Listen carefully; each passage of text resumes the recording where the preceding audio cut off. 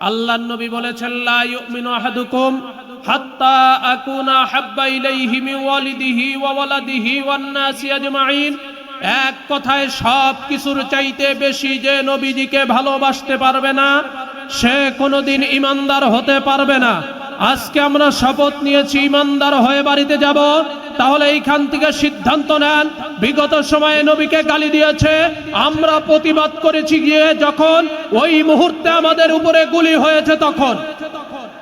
শুধু তাই না, সারা বাংলার জমিনে নবীর কটূক্তি নিয়ে কথা বলার কারণে হাজার হাজার মামলা হয়েছে, আমরা কিছু বলি নাই।